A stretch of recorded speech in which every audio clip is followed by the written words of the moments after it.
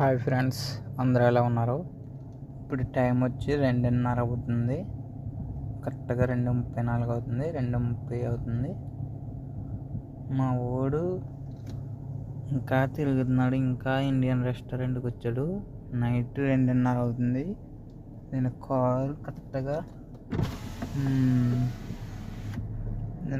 కరెక్ట్గా ఈరోజు మధ్యాహ్నం 3 గంటలకు ఎక్కిన కారు ఇప్పుడు వరకు దిగలేదు.